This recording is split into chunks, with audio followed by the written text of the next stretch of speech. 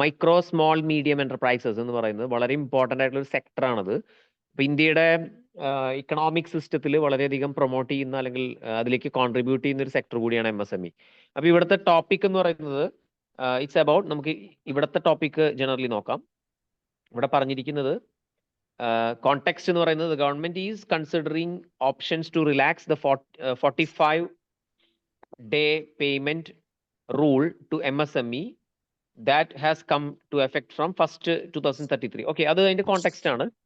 എന്നാൽ എന്താണ് ഇതിന് കാരണം, എന്താണ് ഈ MSME-യുമായി ബന്ധപ്പെട്ട പ്രശ്നം, അല്ലെങ്കിൽ എന്താണ് അവിടെ ചെയ്യേണ്ട ഇഷ്യൂസ് എന്ന് നമുക്ക് നോക്കാം. അപ്പൊ അവിടെ പറയുന്നതാണ് ഒരു റൂള്, അതായത് ഇൻകം ടാക്സ് എന്ന് പറയുന്ന ആക്ട് ഉണ്ട്. ഇൻകം ടാക്സ് എല്ലാവർക്കും അറിയാലോ. ഇൻകം ടാക്സ് എന്ത് തരം ടാക്സാ?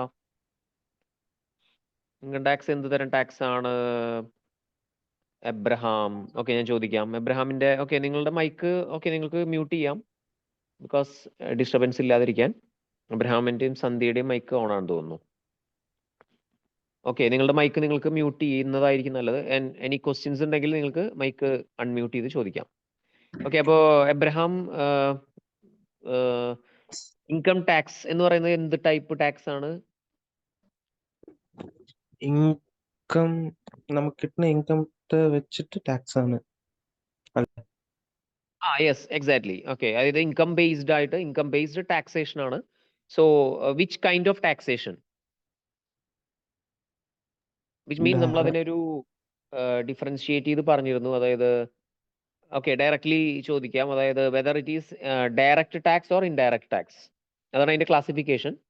So taxes are classified into, majorly classified into 2, direct tax and indirect tax. അതില് ഇൻകം ടാക്സ് എന്ന് പറയുന്നത് ഡയറക്റ്റ് ടാക്സ് ആണോ ഇൻഡയറക്റ്റ് ടാക്സ് ആണോ? ഇനി ഐഡിയ അന്ന് അബ്രഹാം ഉണ്ടായിരുന്നില്ല എന്ന് തോന്നുന്നു അല്ലേ? നമ്മളൊരു ഈ ക്ലാസിഫിക്കേഷൻ പറഞ്ഞ ദിവസം ജോയിൻ ചെയ്തിട്ടില്ല തോന്നുന്നു. ഓക്കെ, ആൻഡ് എനിവൺ, വേറെ ആരെങ്കിലും? Direct tax, yes, exactly, direct tax ആണ്. അപ്പോൾ ഇൻകം ജനറേറ്റ് ചെയ്യുമ്പോൾ മാത്രമേ അവിടെ ടാക്സ് വരുന്നുള്ളൂ. എല്ലാവർക്കും നമ്മൾ പറഞ്ഞു തന്നു, എല്ലാവർക്കും ആ ടാക്സ് വരുന്നില്ല. ഇൻകം ജനറേഷനെ ബേസ് ചെയ്ത് നമ്മൾ കൊടുക്കുന്ന ടാക്സേഷൻ. Okay, fine. സോ ഇവിടെ നമ്മുടെ കോണ്ടെക്സ്റ്റും ഈ ഇൻകം ടാക്സുമായി ബന്ധപ്പെട്ടാണ്. ഇവിടെ ഇൻകം ടാക്സിന്റെ റൂൾ ഉണ്ട്. ഇൻകം ടാക്സ് ആക്ട് എന്ന് പറയുന്നത് വളരെ ഇമ്പോർട്ടൻ്റ് ആയിട്ടുള്ള ഒരു ആക്ട് ആണ്. ഇൻകം ടാക്സ് ആക്ട് പഠിച്ചിട്ടുള്ളവരുണ്ടാവാം. ഇവിടെ അതിന്റെ പ്രത്യേകത, income tax act introduce according to section 43BH of the Income Tax Act, introduced through the Finance Act 2023. If a larger company does not pay an MSME on time within 45 days in case of written agreement, it cannot deduct that expense from its taxable income, leading to potentially higher taxes. MSME, ഇതാണ് അതിന്റെ ഒരു context. പിന്നെ അതിന്റെ കാരണം പറയാണ്. അതായത് MSME sector എന്ന് പറയുന്നത്, MSME എന്ന് പറഞ്ഞാൽ ഉദ്ദേശിക്കുന്നത് ഈ പറഞ്ഞിരിക്കുന്ന പോലെ medium, micro medium, small enterprises എന്നുള്ളതാണ്. അപ്പോൾ ചെറുകിട വ്യവസായങ്ങളാണ് ഇതെല്ലാം.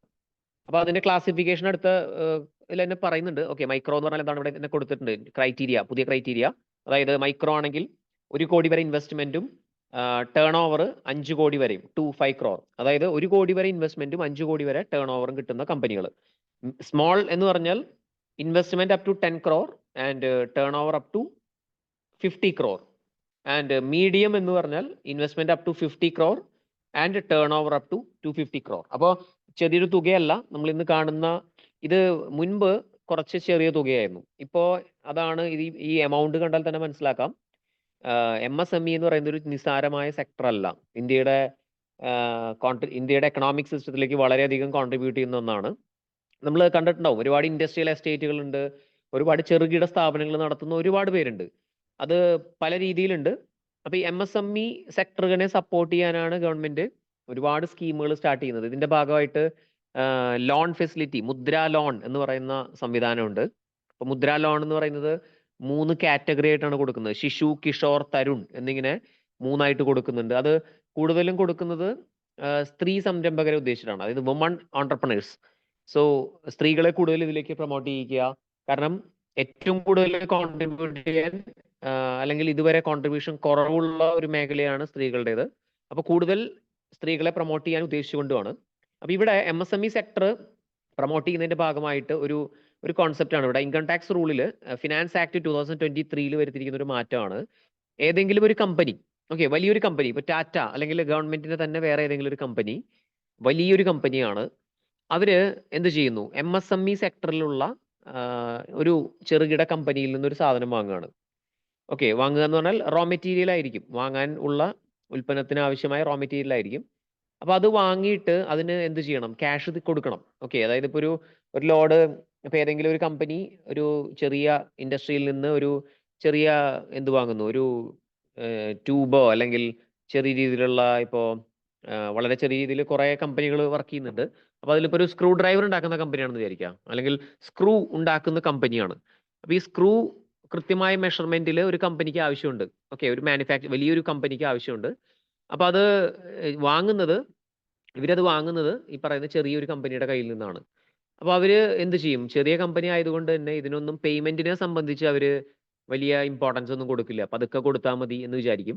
പക്ഷേ ഇവിടെ പറഞ്ഞിരിക്കുന്ന റൂൾ അതാണ്, it is introduced through a large company does not pay MSME on time within 45 days in case of return agreement it cannot deduct the tax from its taxable income എന്നാണ് പറയുന്നത്. അതായത് ആ കമ്പനി ഏതെങ്കിലും രീതിയിൽ 45 ദിവസത്തിനുള്ളിൽ payment ചെയ്തില്ലെങ്കിൽ എന്ത് ചെയ്യാൻ സാധിക്കില്ല, അവരുടെ ടാക്സബിൾ ഇൻകത്തിൽ അത് റിലാക്സ് ചെയ്ത് കാണിക്കാൻ പറ്റില്ല. അതായത് അവർക്ക് കിട്ടുന്ന വരുമാനത്തിൽ ഒരുപാട് ഡിഡക്ഷൻസ് ഉണ്ട്. ഇപ്പോൾ വരുമാനം ഒരുപാടുണ്ടെങ്കിൽ നമുക്ക് അധികം ടാക്സ് ഒന്നും അടയ്ക്കേണ്ട ആവശ്യം വരുന്നില്ല. കാരണം ഇപ്പോൾ വരുമാനമുള്ള ആൾക്കാർക്കും കമ്പനികൾക്കും ഒക്കെ ഡിഡക്ഷൻ എന്ന് പറയുന്ന ഒരു കോൺസെപ്റ്റ് ഉണ്ട്. അത് ഇത് പഠിച്ചിട്ടുള്ളവർക്ക് എല്ലാവർക്കും അറിയുന്നതായിരിക്കും, ഡിഡക്ഷൻ.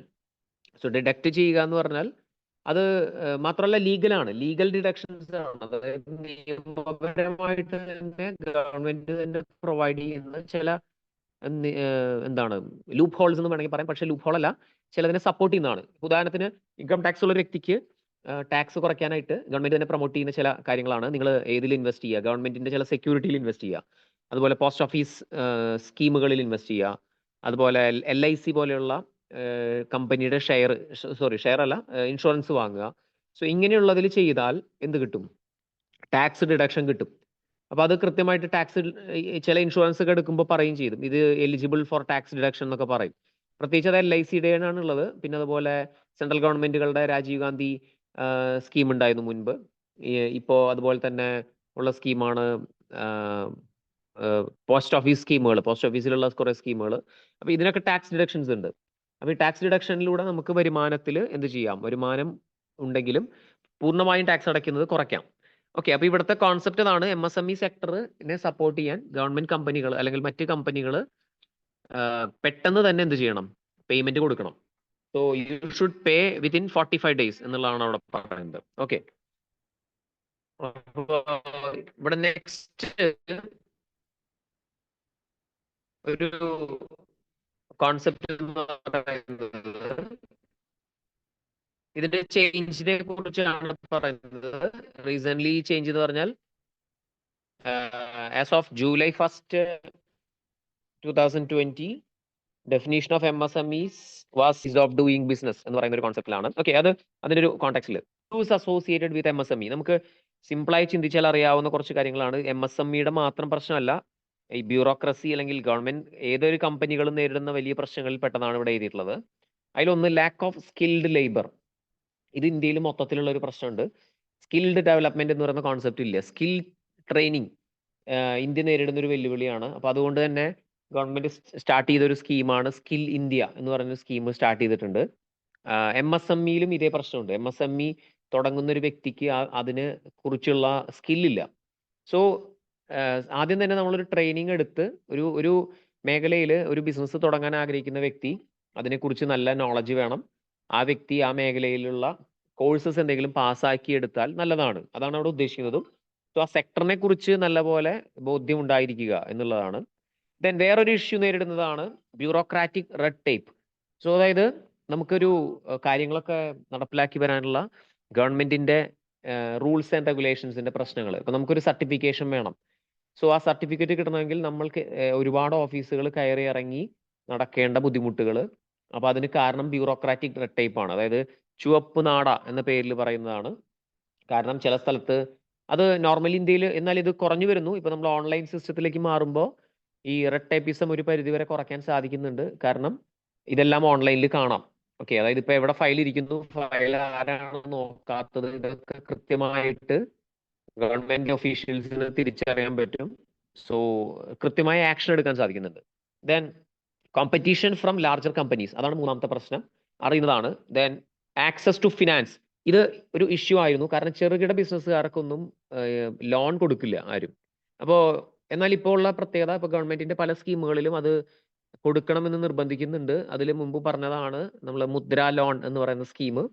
അപ്പൊ അത് ബാങ്കുകൾ വഴിയാണ് കിട്ടുക. അപ്പൊ മുദ്ര ലോൺ എന്ന് പറഞ്ഞ ഉദ്ദേശിക്കുന്നത് ഒരു പ്രത്യേകമായിട്ട് ഒരാൾക്ക് കൊടുക്കുന്ന ലോൺ ഒന്നുമല്ല. Mudra loan is for entrepreneurs and small scale business, ചെറുകിട ബിസിനസ്സുകാർക്ക് ഉദ്ദേശിച്ചിട്ടാണത്. അപ്പോൾ ഒരു ചെറുകിട ബിസിനസ്സുകാരന് അവരുടെ ബിസിനസ് വർദ്ധിപ്പിക്കാനും കട ഒന്ന് നന്നാക്കി എടുക്കാനും ഒക്കെ ആയിട്ട് ലോണിന് അപ്ലൈ ചെയ്യാം. അത് 3 രീതിയിലാണ് ലോൺ തരുന്നത്. ശിശു, കിഷോർ, തരുൺ എന്ന് പറയുന്ന 3 കാറ്റഗറിയാണ് അതിന് പറയുന്നത്. അത് എമൗണ്ടിനനുസരിച്ചാണ് മാറ്റപ്പെട്ടിരിക്കുന്നത്. ഓക്കെ, ദെൻ അപ്പോൾ അതിനർത്ഥം ആക്സസ് ടു ഫിനാൻസ് എന്ന് പറയുന്ന ഇഷ്യൂ എന്ത് ചെയ്യുന്നുണ്ട്, കുറഞ്ഞു വരുന്നുണ്ട്. അത് കൊടുക്കുന്നുണ്ട്. ബട്ട് അത് ഇപ്പോഴും പൂർണ്ണമാണോ എന്ന് ചോദിച്ചാൽ അല്ല. കാരണം ബിസിനസ്സുകാർക്ക് പലപ്പോഴും, പ്രത്യേകിച്ച് ചെറുകിട ബിസിനസ്സുകാർക്ക്, വലിയ ബിസിനസ്സുകാർക്കല്ല, ചെറുകിട ബിസിനസ്സുകാർക്ക് ലോൺ ഫെസിലിറ്റി പ്രൊവൈഡ് ചെയ്യാൻ ഇപ്പോഴും പല ബാങ്കുകളും പല ആൾക്കാരും ഇത് ചെയ്യുന്നുണ്ട്. റെസ്ട്രിക്ഷൻ ഉണ്ട്, അല്ലെങ്കിൽ അവർ സംശയിച്ചിട്ടാണ് കൊടുക്കുന്നത്. Then lack of infrastructure. Okay, MSME lack ചെയ്യുന്ന ഏറ്റവും വലിയ ഇഷ്യൂ ആണ് ലാക്ക് ഓഫ് ഇൻഫ്രാസ്ട്രക്ചർ. അതായത് അതിനുള്ള സ്പേസ് കിട്ടില്ല, ബിൽഡിങ്ങുകൾ കിട്ടാത്ത പ്രശ്നം. ഓക്കെ, സോ ഇതാണ് നെക്സ്റ്റ് പറഞ്ഞിരിക്കുന്നതും ഇതേ ഇഷ്യൂസ്, ഇതുപോലെയുള്ള ഇഷ്യൂസ് ആണ്. അപ്പൊ MSME സെക്ടർ അറിഞ്ഞിരിക്കുക. MSME സെക്ടർ പ്രൊമോട്ട് ചെയ്യുന്നതിന് വേണ്ടിയുള്ള മിനിസ്ട്രി ഉണ്ട്. അപ്പൊ MSMEയുടെ ഇപ്പോഴത്തെ കോണ്ടാക്ട് പറഞ്ഞത് ഇതാണ്. നെക്സ്റ്റ് ടോപ്പിക് ആണ് ഗ്രീൻ ക്രെഡിറ്റ് പ്രോഗ്രാം എന്ന് പറയുന്നത്. ഇതിന്റെ ബാക്ക്ഗ്രൗണ്ട് ചെക്ക് ചെയ്യാം. അപ്പൊ ഇത് കാരണം ഈ GCP ഗ്രീൻ ക്രെഡിറ്റ്, എന്താണ് ഗ്രീൻ ക്രെഡിറ്റ് പ്രോഗ്രാം എന്ന് ചോദിച്ചാൽ, central approved 12 greening projects under the green credit program, which was notified last year. Market based mechanism designed to incentivize voluntary environment actions across diverse sectors. Okay, ഇവിടുത്തെ കോൺസെപ്റ്റില് ഇതിന് കാരണം the GCP notified on October 13, 2023 seeks voluntary participation in environmental positive actions such as afforestation, water conservation, waste management among the PSU. ഇതൊക്കെ അതിൽ വരുന്നതാണ്. അപ്പൊ ഇത് ഉദ്ദേശിക്കുന്നത്, normally നമുക്ക് ഇതിൽ നോക്കിയാൽ കാണാം, ഗ്രീൻ എന്നുള്ള കോൺസെപ്റ്റ് കണ്ടാൽ തന്നെ കുറച്ച് മനസ്സിലാക്കാൻ പറ്റും. ഗ്രീൻ ക്രെഡിറ്റ് പ്രോഗ്രാം എന്ന് പറഞ്ഞാൽ ഉദ്ദേശിക്കുന്നത്, ഇത് market based mechanism designed to incentivise the voluntary എൻവയോൺമെന്റൽ ആക്ഷൻസ് അക്രോസ് ഡൈവേഴ്സ് സെക്ടേഴ്സ് എന്നാണ് പറയുന്നത്. അപ്പോൾ ഇത് നമുക്കിപ്പോൾ കാണാനും സാധിക്കും. പല കമ്പനികളും, അതായത് പല മേഖലയിലും ഇപ്പോൾ നല്ല കാലങ്ങളായിട്ടുള്ള ഇഷ്യൂ ആണ്, പക്ഷെ നമ്മളിപ്പോൾ അഡ്രസ് ചെയ്ത് തുടങ്ങിയ ഒരു ഇഷ്യൂ ആണ് എൻവയോൺമെന്റൽ ഇഷ്യൂസ്.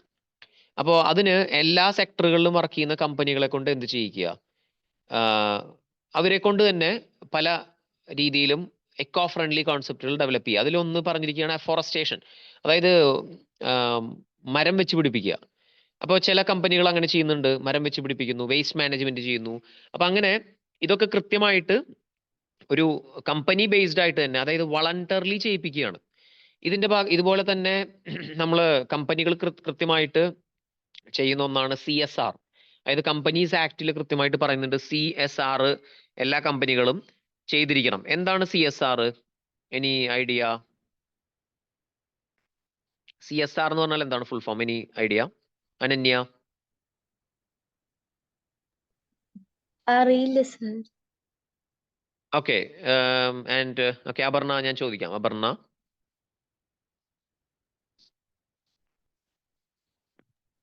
CSR എന്ന് കേട്ടിട്ടുണ്ടോ? CSR corporate yes, corporate social responsibility. Corporate social responsibility, correct. അപ്പോ ഈ CSR എന്താണ് അതുകൊണ്ട് ഉദ്ദേശിക്കുന്നത് എന്നുള്ളത് പറയാമോ? അല്ലെങ്കിൽ മനസ്സിലാക്കിയ കാര്യം? ഈ പ്രൈവറ്റ് ബിസിനസിനെ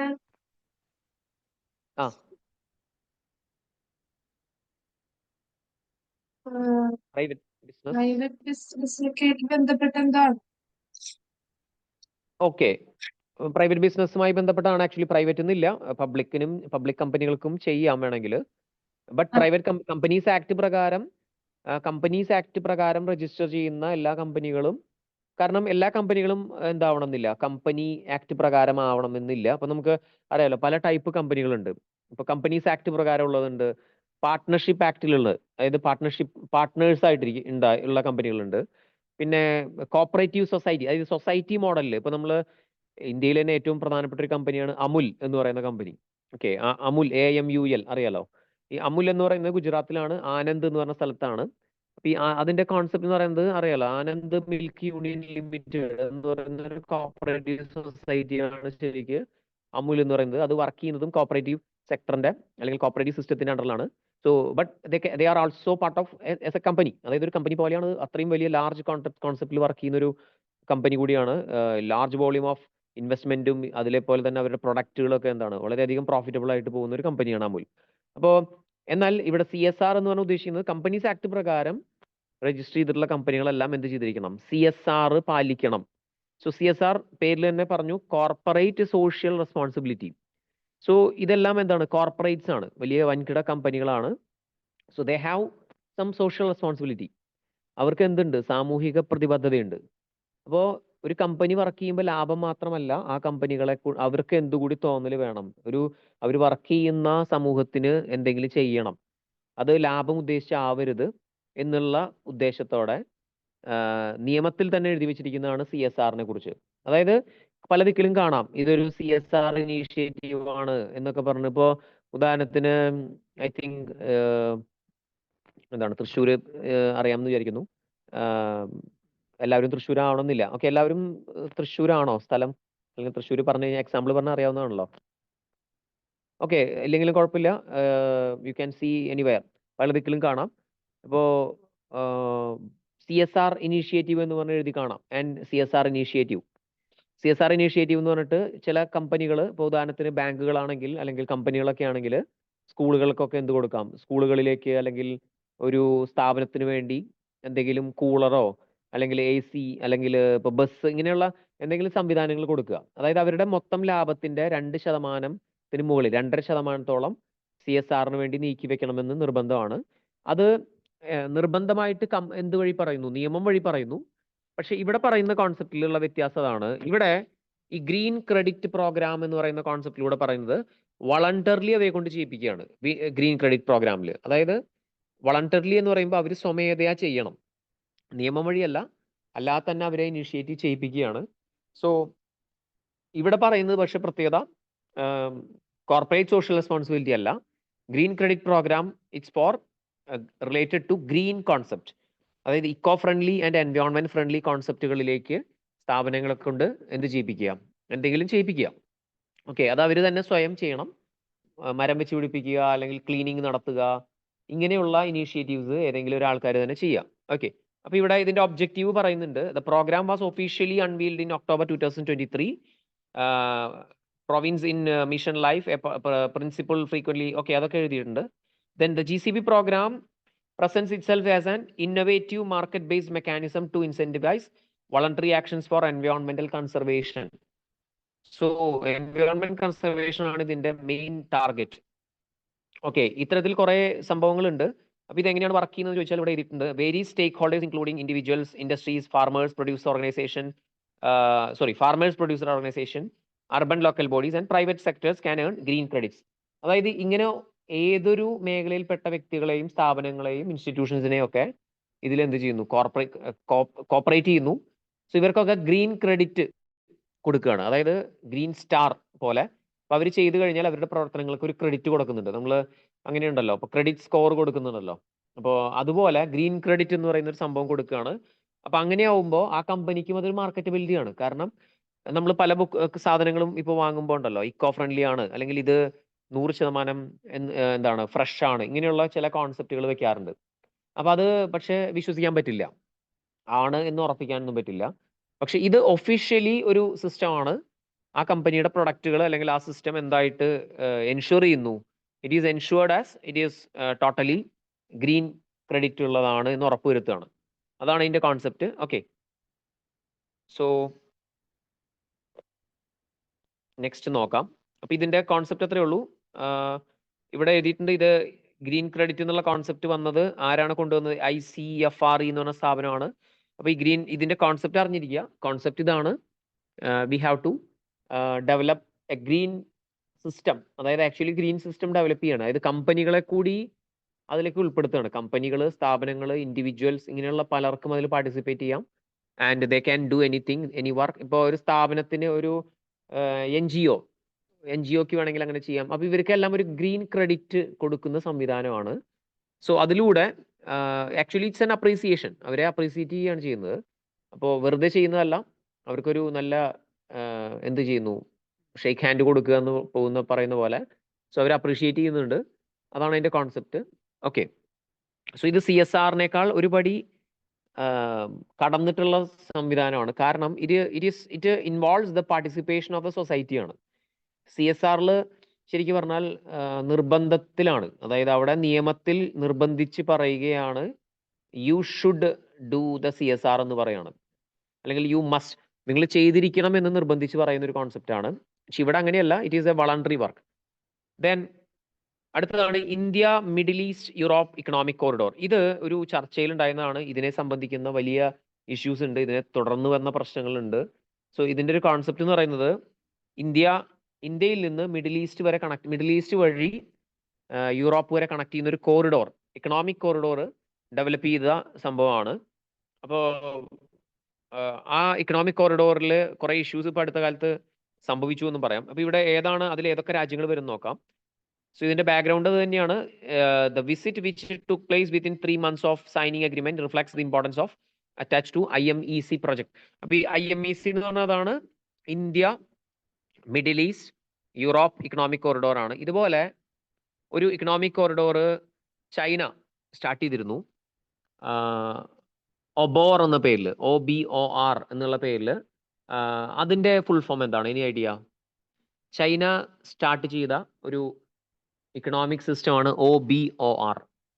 അതിന്റെ ഫുൾ ഫോം എന്താണ് അർജുൻ? Any idea? OBOR. അതിന് ഫുൾ ഫോം ഉണ്ട്, ഇത് ഷോർട്ട് ഫോം ആണ് OBOR. അറിയില്ല sir. Okay, then Devika?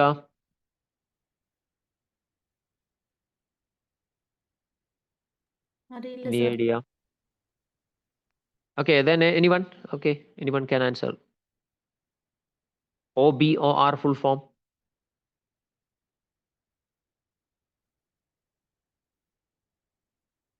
Any idea? Suraj, Soumya, Sandhya, Sanath, Grigory.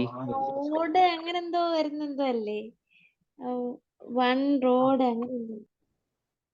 Yes. One road. One road അതിന് മുന്നെന്തോ One ഉണ്ടോ? actually one. Okay, yes. Okay, കുഴപ്പമില്ല. ഇത് ആര് കൊണ്ടുവന്ന സ്കീമാണ്? ഈ OBOR കൊണ്ടുവന്നത് ഏത് രാജ്യമാണ്? ചൈനയല്ലേ? ചൈന. ചൈനയാണ്. ഓക്കെ, നമ്മളിപ്പോ പറഞ്ഞു. അപ്പൊ ചൈനയാണ്. അപ്പൊ ചൈന കൊണ്ടുവന്ന ഒരു ഇനിഷ്യേറ്റീവ് ആണ് OBOR. ഓക്കെ, സോ OBOR എന്ന് പറയുന്നത് one belt one road. Correct ആണ്, വൺ ബെൽറ്റ് വൺ റോഡ് എന്നാണ്. അതായത് ചൈനയുടെ ഒരു കോൺസെപ്റ്റ് എന്ന് പറയുന്നത്, ചൈന ചെയ്യാൻ ഉദ്ദേശിക്കുന്നത് അത്, പക്ഷെ ഇപ്പോ ഇറ്റ്സ് ഇൻ ഡേഞ്ചറസ് ഫോം, അല്ലെങ്കിൽ എന്താണ്, ഇപ്പൊ ഒരു ഡിക്ലൈനിങ് സ്റ്റേജിലാണ് എന്ന് പറയാം. ഡിക്ലൈൻ സ്റ്റേജിലാണ് നിൽക്കുന്നത്. കാരണം ചൈന ഇത് സ്റ്റാർട്ട് ചെയ്തത് കോവിഡ് സിറ്റുവേഷനൊക്കെ മുമ്പാണ്. ഇതിന്റെ തുടക്കം കോവിഡ് ചൈനയുടെ എക്കണോമിയെ വളരെയധികം ബാധിച്ചു. അതിന്റെ ചൈനയിൽ ഉണ്ടായിരുന്ന വിശ്വാസം നഷ്ടപ്പെട്ടു. സോ എക്കണോമി വളരെയധികം ഇഷ്യൂവിൽ പോയി. ഈ വൺ ബെൽറ്റ് വൺ റോഡ് ഉദ്ദേശിക്കുന്നത്, ചൈന ഒരു വലിയ എന്തായി മാറുന്നു, മാനുഫാക്ചറിങ് ഹബ്ബാണ്. എല്ലാവർക്കും അറിയുന്നതാണ്, China is one of the largest manufacturing hub. അപ്പോൾ ലോകത്തിൽ തന്നെ ഏറ്റവും കൂടുതൽ ഉൽപ്പാദിപ്പിക്കുന്ന ഒരു രാജ്യമാണ് ചൈന ഇപ്പോൾ. അപ്പോൾ ചൈന അമേരിക്കയെ കടത്തിവെട്ടുന്ന ലെവലിലേക്ക് ആക്ച്വലി പ്രൊഡ്യൂസ് ചെയ്യുന്നുണ്ട് പല മേഖലകളിലും. ആൻഡ് ഒരു ലെവലിൽ ചൈന അമേരിക്കയെ പോലും മറികടക്കും എന്നുള്ള ലെവലിലേക്കുള്ള ഗ്രോത്ത് ഉണ്ടായിരുന്നു. അതായത് GDP ഗ്രോത്ത് ഒക്കെ വളർച്ച വളരെയധികം നല്ല രീതിയിൽ ഡെവലപ്പ് ചെയ്തിരുന്നു. ആൻഡ് പക്ഷേ ഗ്യാപ്പ് ഉണ്ടായിരുന്നു. ഇത് ബിഫോർ കോവിഡ് അവിടെ ഉണ്ടായിരുന്നത് ഇപ്പൊ ചൈനയുടെ ആണെങ്കിൽ ഏകദേശം ഒരു 12 to 13 ട്രില്യൺ ആയിരുന്നു. ഓക്കെ, അവരുടെ ഇക്കോണമി എന്ന് പറയുന്നത് 12 മുതൽ 15 ട്രില്യൺ US ഡോളറിന്റെ ഇക്കോണമി ആയിരുന്നു. അമേരിക്കയുടെ അത് 28 ആയിരുന്നു ആ സമയത്ത്. സോ വലിയ ഗ്യാപ്പ് ഉണ്ട്. അമേരിക്കയുടെ ഇക്കോണമി ആയിട്ട് കമ്പയർ ചെയ്യാൻ പറ്റില്ല എങ്കിൽ പോലും ചൈന വളർന്നിരുന്നു. അന്ന് ഇന്ത്യയുടെ ഇക്കോണമി എന്ന് പറയുന്നത് 2 ട്രില്യൺ ആണ്. ഓക്കെ, ഇന്ത്യയുടെ 2 ട്രില്യൺ, ഇത് പറയുന്നത് കോവിഡിന്റെ മുമ്പുള്ള കേസാണ്, അതിന് കുറച്ച് മുമ്പുള്ള കേസാണ്. 2 ട്രില്യൺ ഇക്കോണമി. ഇപ്പൊ India is getting 5 trillion economy. അപ്പൊ ഇന്ത്യ വളരുന്നു. ബട്ട് അമേരിക്കയും ചൈനയുമായിട്ട് കമ്പയർ ചെയ്യുമ്പോൾ വി ആർ വെരി ഫാർ എന്ന് പറയാം, വളരെ അകലെയാണ്. എങ്കിലും ചൈന മാനുഫാക്ചറിങ് ഹബ്ബായിട്ട് വളരുന്നു, ഇന്ത്യയും മാനുഫാക്ചറിങ് ഹബ്ബായിട്ട് ഇപ്പോൾ വളർന്നുകൊണ്ടിരിക്കുകയാണ്. ബിക്കോസ് ചൈനയുടെ തളർച്ച ഇന്ത്യയുടെ വളർച്ചയിലേക്ക് മാറി എന്ന് പറയാം വേണമെങ്കിൽ. സ്റ്റിൽ ഇഷ്യൂസ് ഉണ്ട്, എങ്കിലും നമ്മളുടെ ഇക്കണോമിക് ഇഷ്യൂസിനെ തകർക്കാൻ പല പ്രശ്നങ്ങൾ ഉണ്ടാവാം. സോ അത് പൊളിറ്റിക്കലി, ജിയോ പൊളിറ്റിക്കലി, അങ്ങനെ പല പല സംഭവങ്ങളും എല്ലാ രാജ്യത്തും നടക്കുന്നതാണ്. ഈ ഒബോറിന്റെ കോൺസെപ്റ്റ് എന്ന് പറഞ്ഞാൽ ചൈന ഉദ്ദേശിക്കുന്നത് ചൈനയുടെ പ്രൊഡക്റ്റുകളെ മാർക്കറ്റ് ചെയ്യുക, ലോകം മുഴുവൻ എത്തിക്കുക. അത് അവര് തന്നെ ഇതിനു വേണ്ടി ഇനിഷ്യേറ്റീവ് എടുക്കുകയാണ്. റോഡ് പണിത് കൊടുക്കുക, റെയിൽവേ സംവിധാനങ്ങൾ വേണമെങ്കിൽ അത് ചെയ്തു തരും, പോർട്ടുകൾ പണിത് കൊടുക്കും. ഇങ്ങനെ സാമ്പത്തികമായിട്ട് പിന്നിലുള്ള രാജ്യങ്ങളെയൊക്കെ ചൈന എന്ത് ചെയ്യാണ്, സപ്പോർട്ട് ചെയ്യാണ്. അപ്പൊ അതൊരു വലിയ ഇൻവെസ്റ്റ്മെന്റ് ആണ്, വലിയ ഇൻവെസ്റ്റ്മെന്റ് ഉള്ള പ്രൊജക്റ്റ് ആയിരുന്നു. അതിന്റെ ഭാഗമായിട്ട് ഇന്ത്യയിലേക്കും ഒക്കെ ചൈന സപ്പോർട്ട് ചെയ്യാൻ ഉദ്ദേശിച്ചിരുന്നു. പക്ഷെ ഇന്ത്യ അതിൽ സപ്പോർട്ട് ചെയ്തില്ല. ബിക്കോസ് ചൈന ഇത് പണിതുകൊണ്ടിരിക്കുന്നത് കശ്മീരിൽ POK എന്ന് പറയുന്ന റീജിയനിലൂടെയാണ്. ഇത് പാകിസ്ഥാൻ ഒക്യുപ്പൈഡ് കാശ്മീരിലൂടെയാണ് റോഡ് പണിയുന്നത്. അത് ആക്ച്വലി ഇന്ത്യയും പാകിസ്ഥാനും തമ്മിൽ തർക്കമുള്ള ഒരു സ്ഥലമാണ്. അപ്പൊ അതിലൂടെ പണിയാൻ ഇന്ത്യ സമ്മതിച്ചില്ല. സോ അതുകൊണ്ട് തന്നെ ചൈന അതുവഴി തന്നെയാണ് പക്ഷെ പണിത്. അപ്പൊ അതുകൊണ്ട് അവരുമായിട്ട് ഇഷ്യൂ ഉണ്ടായിരുന്നു. അതുകൊണ്ട് തന്നെ അഫ്ഗാനിസ്ഥാൻ അതിൽ മെമ്പർ ആയില്ല ഇന്ത്യ പറഞ്ഞത് കാരണം. സോ അത് പാകിസ്ഥാനിലൂടെ പോകുന്നുണ്ട്. എന്നിട്ട് പാകിസ്ഥാനിൽ ഗദ്വാർ എന്ന് പറയുന്ന പോർട്ടിലേക്കാണ് അത് എത്തുന്ന റോഡ്. സോ അതിന്റെ കോൺസെപ്റ്റ് എന്ന് പറഞ്ഞാൽ പാകിസ്ഥാന്റെ പോർട്ടിൽ ഒരു സാധനം ഇറക്കിയാൽ അത് ചൈനയുടെ ഇന്റീരിയർ ഏരിയയിലേക്ക് എത്തിക്കാൻ പറ്റുന്ന രീതിയിലാണ്. അത് മാപ്പ് എടുത്ത് നോക്കിയാൽ ക്ലിയർ ആയിട്ട് മനസ്സിലാവും. സോ ഈ POK വഴിയാണ് അത് കടന്നു പോകുക. POK വഴി അത് നേരെ ചൈനയിലേക്ക് കണക്ട് ചെയ്യാൻ സാധിക്കുന്ന ഒരു മോഡൽ ഉണ്ട്. അപ്പൊ അതാണ് അതിൻ്റെ ഒരു കോൺസെപ്റ്റ് എന്ന് പറയുന്നത്. അപ്പൊ പക്ഷെ അതിന് കുറെ ഇഷ്യൂസ് ഉണ്ടായി. അത് ഫുൾ സക്സസ് ആണ് എന്ന് ചോദിച്ചാൽ എല്ലാ മേഖലയിലേക്കും സക്സസ് ആയിട്ടില്ല. അത് അവർ നിർത്തിവെക്കേണ്ടി വന്നു പല ദിക്കിലും. But it's a huge project, അത് വലിയൊരു പ്രൊജക്റ്റ് ആണ്. അപ്പോൾ അറിഞ്ഞിരിക്കുക. അപ്പോൾ ഇവിടെ ഇത് പറയാൻ കാരണം we are talking about the Indian initiative എന്ന് പറയാം. ഇന്ത്യ ഇതുപോലെ മുന്നോട്ട് വെച്ച ഒരു ആശയവും ഇന്ത്യ മറ്റുള്ളവരെ സപ്പോർട്ട് ചെയ്തുകൊണ്ട് നിർത്തിയ, ആക്ച്വലി ഇത് മുമ്പ് പറഞ്ഞ ഒബോറിന് ഒരു പകരം ഇന്ത്യ മുന്നോട്ട് വെച്ച ആശയം എന്ന് വേണമെങ്കിൽ പറയാം. ഇതിന് അമേരിക്ക ഉൾപ്പെടെ സപ്പോർട്ട് ചെയ്യുന്നുണ്ട്. പക്ഷെ അമേരിക്ക ഇതിലില്ല. ബിക്കോസ് അമേരിക്ക ചൈനയ്ക്കെതിരെ ഒരാളെ ഏഷ്യയിൽ എന്ത് ചെയ്യുന്നുണ്ട്, കാണാൻ ആഗ്രഹിക്കുന്നുണ്ട്, അത് ഇന്ത്യയാണ്. ബട്ട് അങ്ങനെ വിശ്വസിക്കാൻ പറ്റില്ല. അമേരിക്കയിൽ ഇടയ്ക്കിടയ്ക്ക് അവർ കാലുമാറും. അപ്പൊ എല്ലാ രാജ്യങ്ങളും ചെയ്യുന്നത് അങ്ങനെയാണ്. അവരുടെ വളർച്ചയ്ക്കായിട്ട് അവർ എന്ത് ചെയ്യും, they will do their own better. അപ്പൊ അതുകൊണ്ട് തന്നെ അവർ ജിയോ പൊളിറ്റിക്കലി അവർ ഓരോ സൗഹൃദങ്ങളും മാറിക്കൊണ്ടിരിക്കും. സോ അത് ഇറ്റ്സ് ഇൻട്രസ്റ്റിംഗ് ആയിട്ടുള്ള സംഭവമാണത്. അപ്പോ ഇവിടെ ചെയ്തിട്ടുള്ളത് India, middle East and Europe. അപ്പൊ മിഡിൽ ഈസ്റ്റ് യൂറോപ്പിനെ, ഇന്ത്യയിൽ നിന്ന് മിഡിൽ ഈസ്റ്റ് വഴി യൂറോപ്പിനെ കണക്ട് ചെയ്യുന്ന രീതിയിലാണ് ഈ കോൺസെപ്റ്റ്. അപ്പൊ ഇന്ത്യ പ്രൊഡക്റ്റുകളെ അറബിക് സീ വഴി മിഡിൽ ഈസ്റ്റിൽ എത്തിക്കും, മിഡിൽ ഈസ്റ്റിൽ നിന്ന് യൂറോപ്പിലേക്ക് കണക്ട് ചെയ്യും. ഇങ്ങനെയാണ് അതിന്റെ കോൺസെപ്റ്റ്. ഇതിൽ വരുന്ന രാജ്യങ്ങൾ താഴെ കൊടുത്തിട്ടുണ്ട്. The following meeting in New Delhi between the leaders in India, the US, the United Arab Emirates, Saudi Arabia, Italy, France, Germany and European Commission on sidelines of G20 summit. So G20 summit ഇന്ത്യയിൽ വെച്ച് നടന്നിരുന്നു. ആ മീറ്റിംഗിന്റെ ഇടയിൽ പാരലായിട്ട് ഇവർ മാത്രം കൂടി നടത്തിയ ഒരു മീറ്റിംഗ് ആണ് ഈ പറഞ്ഞിരിക്കുന്നത്, ഇത്രയും രാജ്യങ്ങൾ. സോ ഇതിന്റെ കോൺസെപ്റ്റ് ഇതാണ്: India, Europe, middle East and Europe. So ഇതിന്റെ കോൺസെപ്റ്റുകൾ ഇവിടെ കൊടുത്തിട്ടുണ്ട്. ഇതിലൂടെ അഡീഷണൽ എന്തൊക്കെ നേടാം എന്നുള്ളത് ഇവിടെ കൃത്യമായിട്ട് പറഞ്ഞിട്ടുണ്ട്. അതായത് ഒന്ന്, cross border ship to rail transit network supplement existing maritime routes. So road എല്ലാ റൂട്ടും ഒരേപോലെയല്ല. അപ്പൊ മാരിടൈം, ഇന്ത്യയിൽ നിന്ന് കപ്പൽ വഴി പോയി എവിടെ എത്തുന്നു, മാരിടൈം വഴി വി വിൽ റീച്ച് സൗദി അല്ലെങ്കിൽ UAE എത്തുന്നു. ആ രാജ്യങ്ങളെ തമ്മിൽ ബൈ റോഡായിരിക്കും കണക്ട് ചെയ്യുന്നത്. എന്നിട്ട് പിന്നെ മേ ബി കുറച്ച് കടന്നു കഴിഞ്ഞാൽ പിന്നെ വീണ്ടും കടൽ വഴിയാവും. പിന്നെ റോഡ് കടന്ന് പിന്നെ ട്രാൻസിറ്റ് ത്രൂ റെയിൽവേ, അങ്ങനെ പോകുന്നതാണ്. Okay, so next. അപ്പൊ ഇത് അത്രയുള്ള അതിന്റെ ഇനീഷ്യേറ്റീവ് എന്ന് പറയുന്നത്. ഇതില് താഴെ കൊടുത്തിട്ടുണ്ട്, നമ്മളിപ്പോൾ പറഞ്ഞ ടോപ്പിക്കിനെ കുറിച്ച് താഴെ കൊടുത്തിട്ടുണ്ട്. അതായത് in September, Turkish president Recep Tayyip Erdogan criticized the project for bypassing Turkey and has vowed an alternative route, the Iraq Development Road Project. അതിൻ്റെ ഇടയിൽ ഇതുപോലെ വന്ന വേറൊരു സംഭവമാണിത്. അതായത് തുർക്കിഷ് പ്രസിഡന്റ് ഈ പറഞ്ഞ പ്രൊജക്ടിനെ ക്രിട്ടിസൈസ് ചെയ്തു because the project for bypassing തുർക്കിയെ ബൈപ്പാസ് ചെയ്തതുകൊണ്ടാണ്. അതായത് അതിന് ഉപേക്ഷിച്ച് തുർക്കിയെ എന്ത് ചെയ്തില്ല, ഇതിൽ ഉൾപ്പെടുത്താത്തതുകൊണ്ട് വന്ന ഒരു എതിർപ്പ്. And has ward for an alternative route. ആള് പറഞ്ഞ പുതിയൊരു റൂട്ടാണ് ഇറാഖ് ഡെവലപ്മെന്റ് റോഡ് പ്രൊജക്ട് എന്ന് പറഞ്ഞിട്ട്. അതിൽ which is envisage to connect the Persian Gulf with Europe through railway and highway. അതിൽ UAE, Qatar, Iraq including under construction grand Faw road അത് ഉൾപ്പെടെ ഒരു സജഷൻ മുന്നോട്ട് വെച്ചതാണ്.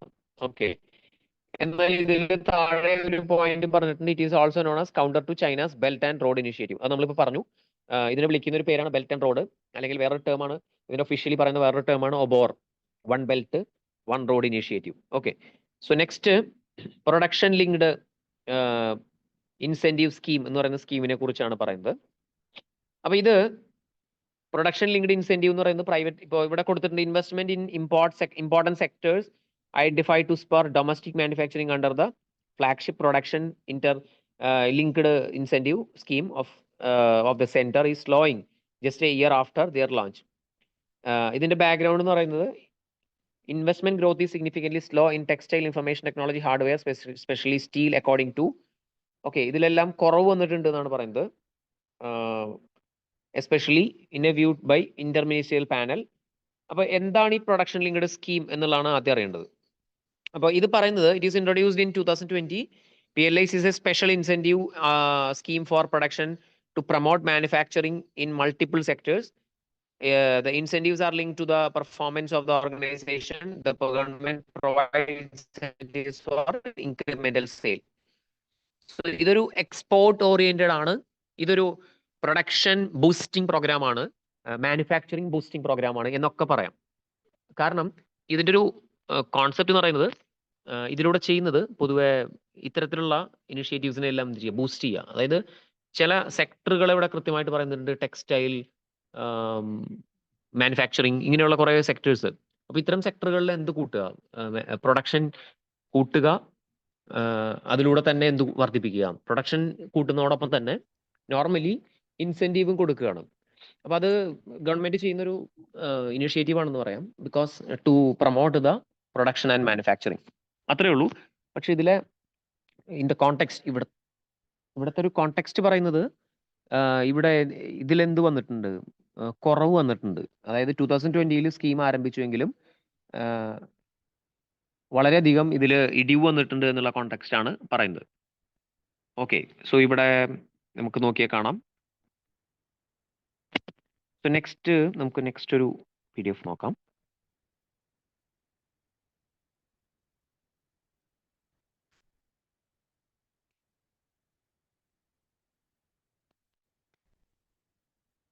ഓക്കെ അല്ലേ, ഇപ്പൊ കാണുന്നില്ലേ?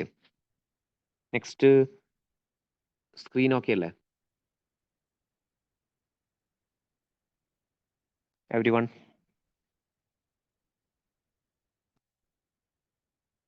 കാണുന്നില്ലേ ഇപ്പോഴത്തെ സ്ക്രീൻ നമ്മൾ ഷെയർ ചെയ്തത്? ഓക്കെ ഓക്കെ, എല്ലാവർക്കും പതുക്കെ ആയിരിക്കും ആക്ച്വലി മേ ബി വരുന്നത്. May be okay, I think എല്ലാവർക്കും അത് സ്ക്രീനായി വിസിബിൾ ആയി തോന്നുന്നു. സോ ഇതിൽ ഫസ്റ്റ് പറയുന്നതാണ് Venezuela lost it's last glacier എന്ന് പറയുന്നത്. വെനിസുല എവിടെയാണ് കിടക്കുന്നത്? വെനിസുല എന്ന് പറയുന്ന രാജ്യം എവിടെയാ? ആക്ച്വലി ഫസ്റ്റ് ക്വസ്റ്റ്യൻ അതാണ്. സോ എവിടെയാണ് വെനിസുല? സൂരജ്, വെനിസ്വേല ഓർ വെനിസുല എന്ന് പറയുന്ന രാജ്യം. വെനിസ്വേല എന്നാണ് ആക്ച്വലി സ്പെല്ലിംഗ്, പ്രൊനൗൺസിയേഷൻ ലെവലിൽ വെനിസുവേല എന്നാണ്. ZUELA ആണ്. സോ വെനിസുവേല എന്ന് പറയുന്ന രാജ്യം എവിടെയാണ് കിടക്കുന്നത്? ഏത്, വിച്ച് കോണ്ടിനെന്റ്? ഓക്കെ അല്ലേ, കേൾക്കുന്നില്ലേ Suraj? Okay, which continent? Africa. Okay, any other option? ആർക്കെങ്കിലും വേറെ ഓപ്ഷൻസ് ഉണ്ടോ?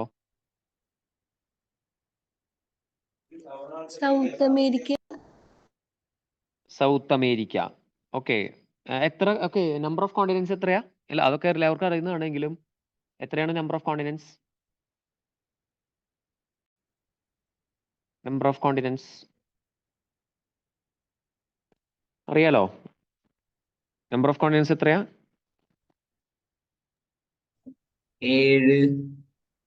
7. Okay, yes. ഓക്കെ, അതിലൊന്നും കൺഫ്യൂഷൻ ഇല്ലല്ലോ, എല്ലാവരും പറയുന്നില്ല. Okay, so number of continents 7. അപ്പൊ അതില് ലാർജസ്റ്റ് കോണ്ടിനെന്റ്, സ്മോളസ്റ്റ് കോണ്ടിനെന്റ്, ഇതൊക്കെ നമുക്ക് ബേസിക് ആയിട്ടുള്ള ചില റെലവെന്റ് ഇൻഫർമേഷൻസും ആണ്. ബട്ട് ഏറ്റവും കൂടുതൽ ജനങ്ങൾ താമസിക്കുന്നത് ഇറ്റ്സ് ഇൻ ഏഷ്യ. പിന്നെ വലുതുമാണ് ഏഷ്യ. പിന്നെ വേറെ വലുതാണ് ആഫ്രിക്ക. ആൻഡ് ലാറ്റിൻ അമേരിക്ക എന്ന് പറയുന്നുണ്ട്. ലാറ്റിൻ അമേരിക്കയാണ് ഇപ്പോൾ സൗത്ത് അമേരിക്ക. ഓക്കെ, സൗത്ത് അമേരിക്കയാണ് ലാറ്റിൻ അമേരിക്ക. ആഫ്രിക്ക വരുന്നുണ്ട്. അപ്പോൾ North America, South America, Europe, Africa, Asia, പിന്നെ നമുക്ക് വരുന്നത് അന്റാർട്ടിക്ക വരുന്നുണ്ട്, യൂറോപ്പ് വരുന്നുണ്ട്, ഓസ്ട്രേലിയ വരുന്നുണ്ട്. ഓസ്ട്രേലിയ അതുപോലെ ഒരു കോണ്ടിനെന്റ് ആണ്. അപ്പോൾ ഇത്രയും ആണുള്ളത്. പിന്നെ അന്റാർട്ടിക്ക ഇതിൽ ഇൻഹാബിറ്റഡ് അല്ല, മനുഷ്യന്മാർ താമസിക്കുന്നില്ല. എന്നാൽ there are some points of researching ടീമുകൾ അവിടെ വർക്ക് ചെയ്യുന്നുണ്ട്. അപ്പോൾ ഇവിടെ നമ്മുടെ ചോദ്യം വെനിസ്വേല ഏത് കോണ്ടിനെന്റ് ആണ്? Actually Venezuela is A country which is situated in south America. Okay, south അമേരിക്കയിലാണ്. സൗത്ത് അമേരിക്കയിൽ ആണെന്ന് മാത്രമല്ല, ഇതിന്റെ ഒരു പ്രത്യേകത, ഇത് ഒരു ഒപെക് കൺട്രിയാണ്. ഓക്കെ, നമുക്ക് ഇതിന്റെ കോൺസെപ്റ്റ് വൈസ് ഏറ്റവും ഇമ്പോർട്ടൻ്റ് ആയിട്ട് കാണാനുള്ളത് ഒപെക് എന്ന് പറയുന്ന അവരുടെ മെയിൻ സോഴ്സ് ഓഫ് ഇൻകം എന്ന് പറയുന്നത് ഓയിലാണ്, ഓയിൽ പ്രൊഡക്ഷൻ ആണ്. സോ അവരുടെ ഇൻഫ്ലേഷൻ റേറ്റ് എന്ന് പറയുന്നത് വളരെ വലുതായിരുന്നു ഒരു കാലത്ത്. അപ്പോൾ അവര് ഇൻഫ്ലേഷൻ കൂടിയിട്ട് പൂർണ്ണമായിട്ടും ഇക്കണോമി തകരുന്ന അവസ്ഥയിൽ വന്നു. Because petroleum is one of the largest exporter. കാരണം അവർ ഒപെക്കിൽ ഉള്ളതാണ്. ഒപെക് എന്ന് പറഞ്ഞാൽ organisation of petroleum exporting countries. അപ്പോൾ അതിലുള്ള മിക്കവാറും രാജ്യങ്ങൾ എന്ന് പറയുന്നത് നമുക്കറിയാം ഗൾഫ് രാജ്യങ്ങളാണ്. ഗൾഫ് റീജിയനിലാണ് ഏറ്റവും കൂടുതൽ ഓയിൽ പ്രൊഡക്ഷൻ ഉള്ളത്, അവിടെയാണ് ഏറ്റവും കൂടുതൽ ഉള്ളതും. എന്നാൽ ഈ രാജ്യം ലാറ്റിൻ അമേരിക്കയിലാണ്. അതൊരു വ്യത്യസ്തമായ ഒരു പെട്ടെന്ന് നമ്മൾ ശ്രദ്ധിക്കാത്തൊരു കോൺസെപ്റ്റുമാണ്. ഈ വെനിസ്വേലയിൽ നിന്ന് ഇന്ത്യ എന്ത് ചെയ്യുന്നുണ്ട്? ഇന്ത്യ ഓയിൽ വാങ്ങാറുണ്ട്. ഓക്കെ, ഓയിൽ വാങ്ങാറുണ്ട്, വെനിസ്വേലയിലുണ്ട്. അതുപോലെ തന്നെ അടുത്ത കാലത്ത് ഇന്ത്യൻ പ്രൈം മിനിസ്റ്റർ ഒരു അതിനടുത്ത അമേരിക്കയുടെ അടുത്ത ഒരു രാജ്യത്തിൽ സന്ദർശനം നടത്തി. എവിടെയാണ്? വളരെ latest, the Indian president visited a country in America, അല്ലെങ്കിൽ a country near to America. ഏതാണ് ആ രാജ്യം? അമേരിക്കയുടെ തൊട്ടടുത്തുള്ള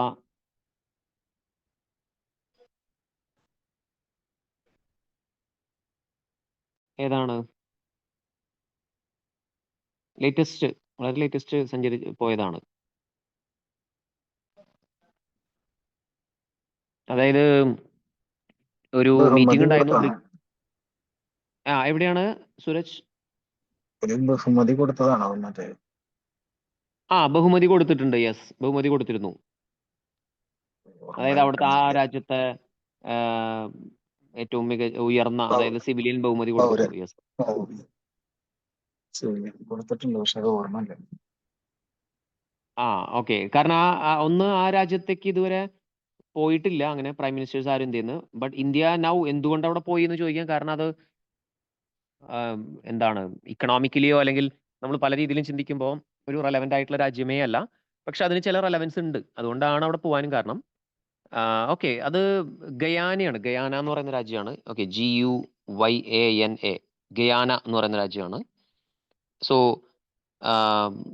അതുപോലെ വേറെ രാജ്യങ്ങളിൽ പോയിട്ടുണ്ട്. അതായത് ഇതിന്റെ ഭാഗമായിട്ട് തന്നെയാണ് എവിടെ പോയത്?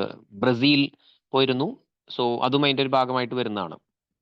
ഓക്കെ, അപ്പൊ അത് ഗയാന പൊതുവെ പ്രത്യേകത ഇതുപോലെ ഓയിലിന്റെ ഒരു പ്രൊഡക്ഷൻ ഉള്ള രാജ്യമാണ്. അവരുടെ ഒരു മെയിൻ ഓയിൽ, ഇപ്പൊ അടുത്ത കാലത്ത് ഓയിൽ ഇഷ്യൂസ് വന്നാൽ, യുദ്ധം വരുന്നു അല്ലെങ്കിൽ അങ്ങനെ പല പ്രശ്നങ്ങൾ ഉണ്ടായാൽ, ഇപ്പൊ അടുത്ത കാലത്ത് ഇന്ത്യയുടെ മെയിൻ നോട്ടം എന്ന് പറയുന്നത് we have to receive more oil. അപ്പോൾ നമ്മൾ ഈ ഇലക്ട്രിക് സിസ്റ്റത്തിലേക്ക് മാറുന്നുണ്ടെങ്കിൽ പോലും പെട്ടെന്ന് മാറാൻ എളുപ്പമല്ല. അപ്പോൾ നമ്മൾ കാണുന്ന മൾട്ടിപ്പിൾ സോഴ്സസ് ഓഫ് കൺട്രീസ് എന്ന് പറയുന്നത് നല്ല ശതമാനം നമുക്ക് ഓയിൽ കിട്ടിയേ പറ്റൂ. റഷ്യ തന്നു, റഷ്യ വളരെ വില കുറവിൽ തന്നിരുന്നു. അതുപോലെ ഇപ്പോ കുറെ ഇന്റർനാഷണൽ പൊളിറ്റിക്സ് ഉള്ളത് കൊണ്ട് തന്നെ പല സ്ഥലത്തും നമുക്ക് വില കുറവിൽ കിട്ടുന്നുണ്ട്. ഓക്കെ, വില കുറവിൽ വാങ്ങുന്നൊക്കെ ഉണ്ട്. ബട്ട് എല്ലാ ദിക്കിൽ നിന്നും അങ്ങനെ കിട്ടുന്നുമില്ല, അങ്ങനത്തെ ഇഷ്യൂസ് ഉണ്ട്. ഓക്കെ, അപ്പൊ ഇവിടെ നോക്കാൻ കാരണം വെനിസ്വേലിയ ലാസ്റ്റ് ഗ്ലേസിയർ, അതാണ് ഇവിടുത്തെ ന്യൂസ്. സോ ഇവിടെ എഴുതിയിട്ടുള്ളത് Venezuela has likely became the first country, it certainly won't be last in Mott's history to lose all its glaciers. This comes after scientists reclassified the Humboldt Glacier, Venezuela's last remaining glacier, as an ice field. So Humboldt glacier എന്ന് പറയുന്നത് വളരെ important ആയിട്ടുള്ളതാണ്. Humboldt current ഉണ്ട് ഇതുപോലെ, അതായത് കടലിൽ ഉള്ള ഒരു സമുദ്ര ചലനത്തിന്റെ പേരാണ് ഹംബോൾട്ട് കറന്റ് എന്ന് പറയുന്നത്. ഈ ഹംബോൾട്ട് ഗ്ലേസിയർ എന്ന് പറയുന്നത് ഇതുപോലെ ഇമ്പോർട്ടൻ്റ് ആയിട്ടുള്ള ഒരു ഗ്ലേസിയർ ആണ്. അത് എന്ത് ചെയ്യുന്നു, ഇല്ലാതാവുകയാണ്. ലാസ്റ്റ് ഗ്ലേസിയർ, അതാണ് അതിന്റെ കോണ്ടെക്സ്റ്റ്. സോ ഇതിൽ വേറെ ഒന്നുമില്ല, അതിന്റെ വിശദാംശങ്ങളാണ് കൊടുത്തിട്ടുള്ളത്. ഗ്ലേസിയർ എന്താണ്? ഗ്ലേസിയർ എന്ന് പറഞ്ഞാൽ ആക്ച്വലി ഉദ്ദേശിക്കുന്നത് ഒരു ഇപ്പൊ ഇന്ത്യയിലാണെങ്കിൽ ലഡാക്കിൽ ഒരു ഗ്ലേസിയർ ഉണ്ട്. നമ്മൾ ഗ്ലേസിയേഴ്സ് എന്ന് പറയുന്നത് ഇഷ്ടം പോലെ ഉണ്ട് ഹിമാലയൻ റേഞ്ചസിന്റെ ഭാഗമായിട്ട്. അപ്പൊ ഇതിൽ സംഭവിക്കുന്നത് ഗ്ലേസിയർ മെൽറ്റ് ആയാൽ സീ റൈസ്, അല്ലെങ്കിൽ എന്താണ്, water level in sea will be rise, അത് കൂടും. അത് എല്ലാം ഇഷ്യൂ ആണ്. ഓക്കെ, അപ്പൊ അങ്ങനെ അത് കണക്ട് ചെയ്ത് കിടക്കുന്ന ഒരു ഇഷ്യൂ ആണത്. സോ അതാണ് അവിടെ കൊടുത്തിട്ടുള്ളത്. ഓക്കെ, ഇതിൽ തന്നെ കൊടുത്തിട്ടുണ്ട് it's a for South American country ആണെന്നും ആ ഡീറ്റെയിൽസ് ഒക്കെ ഇതിൽ കൊടുത്തിട്ടുണ്ട്. ഇതുപോലെ ഗ്രീൻലാൻഡ് ഇതിനെ കുറിച്ച് പറഞ്ഞിട്ടുണ്ട്. ഗ്രീൻലാൻഡ് എന്ന് പറയുന്നത് മുകളിലാണ്. ഗ്രീൻലാൻഡ് ഒരു it is the largest island. Okay, ഏറ്റവും വലിയ ഐലൻഡ് ആണ്, ഏറ്റവും ജനസംഖ്യയുള്ളതല്ല, ഏറ്റവും വലുത്. അത് ഡെൻമാർക്ക് എന്ന് പറയുന്ന രാജ്യത്തിന്റെ പക്ഷെ അണ്ടറിലുള്ള ഒരു ഐലൻഡ് ആണ്. അത് കുറച്ച് വേറെ മാറിയിട്ടാണ് ഉള്ളത്. ഗ്രീൻലാൻഡ് നമ്മൾ മാപ്പിലൊക്കെ നോക്കിയാൽ കാണാം. ഓക്കെ, ഒരു വൈറ്റ് കളറിൽ കാണാം. സോ ഇറ്റ്സ് ഗ്ലേസിയർ ലാൻഡ് പോലെയാണ്. അപ്പോൾ നെക്സ്റ്റ് വരുന്ന ഒന്നാണ് അന്റാർട്ടിക്ക പാർലമെന്റ് എന്ന് കൊടുത്തിട്ടുണ്ട്. Antarctica parliament. അപ്പോൾ അന്റാർട്ടിക്ക പാർലമെന്റ് എന്നാണ് ഉദ്ദേശിക്കുന്നത് India hosting the 46th Antarctic treaty consultative meeting and also known as Antarctic parliament from May 20. അപ്പോൾ ഇത് ഇന്ത്യയിൽ നമുക്ക് ഒരു റിസർച്ച് സെന്റർ ഇന്ത്യക്ക് ഉണ്ട് അവിടെ, അതായത് national centre for polar and ocean research എന്ന് പറയുന്ന ഒരു സ്ഥലം ഗോവയിലുണ്ട്. അപ്പൊ ഇവരാണ് ഈ മേഖലയിൽ അന്റാർട്ടിക്കയെ കുറിച്ചുള്ള റിസർച്ച് നടത്തുന്ന ഇന്ത്യയിലെ സ്ഥാപനം. അപ്പോൾ ഇവിടെ പ്രത്യേകത, അവിടെ വെച്ച് അതിന്റെ ഭാഗമായിട്ടാണ് മിനിസ്ട്രി ഓഫ് എർത്ത് സയൻസ് നടത്തിയ ഒരു മീറ്റിംഗ് ആണ്. അതിൽ പ്രത്യേകത it is attended by 56 member countries. Okay, ഇതിൽ 56 രാജ്യങ്ങളുണ്ട്. നമ്മൾ അതിൽ റിസർച്ച് ചെയ്യുന്ന രാജ്യങ്ങളുടെ കൂട്ടായ്മയാണ്. അപ്പൊ ഈ ട്രീറ്റിയിൽ പറയുന്നതാണ് 12 കൺട്രീസ് ആർ, ഈ 12 കൺട്രീസ് എന്ന് പറയുന്ന 12 കൃത്യമായ രാജ്യങ്ങളുടെ പേര് കൊടുത്തിട്ടുണ്ട്. ഇവരാണ് അതിൽ ഒപ്പുവെച്ചിട്ടുള്ളത്. 12 കൺട്രീസ് ആദ്യമായിട്ട് ഒപ്പുവെച്ച രാജ്യങ്ങളുടെ പേര് എഴുതിയിട്ടുണ്ട്. അർജന്റീന, അതുപോലെ തന്നെ ഓസ്ട്രേലിയ, ബെൽജിയം, ചിലി, ഫ്രാൻസ്, അതൊക്കെ വരുന്നുണ്ട്. അപ്പോൾ ഇതില് പിന്നീട് 1961 ആണ് 56 കൺട്രീസ് ആയത്. അതിൽ ഇന്ത്യ 83 ജോയിൻ ചെയ്യുന്നത്. ഇതൊക്കെ അതിന്റെ ഡീറ്റെയിൽസ് ആണ്. അപ്പൊ ഇത് നോക്കുമ്പോൾ നമുക്ക് നോക്കേണ്ടത് ഇന്ത്യ അന്റാർട്ടിക്കയിൽ ഉണ്ടോ എന്നുള്ളതാണ് അടുത്ത ചോദ്യം. അത് നമുക്ക് അറിയുന്നതാണ്. ഇന്ത്യ അന്റാർട്ടിക്കയിൽ റിസർച്ച് സെന്റർ നടത്തുന്നുണ്ട്. അപ്പോൾ ഇന്ത്യയുടെ റിസർച്ച് സെന്ററുകൾ എന്ന് പറയുന്നത് പ്രധാനമായിട്ട് India undertaken scientific research in Antarctica since 1981. അപ്പൊ അതിന്റെ ഭാഗമായിട്ട് the first Indian research centre, അതിന്റെ പേര് ഇവിടെ കൊടുക്കുന്നു, ദക്ഷിൺ ഗംഗോത്രി. ഓക്കെ, അപ്പോൾ ഈ പേരുകൾ എന്തായാലും അറിഞ്ഞിരിക്കുക. ഇതൊക്കെ സാധാരണ പഴയ ചോദ്യങ്ങളുമാണ്. ഏറ്റവും അന്റാർട്ടിക്കയിലെ ഇന്ത്യയുടെ ഏറ്റവും പഴയ റിസർച്ച് സ്റ്റേഷൻ ആണ് Dakshin Gangotri. Okay, then 1989 second Antarctica research centre വന്നു. അതിന്റെ പേരാണ് മൈത്രി. ഓക്കെ, മൈത്രി എന്നുള്ള പേരിൽ വന്നു.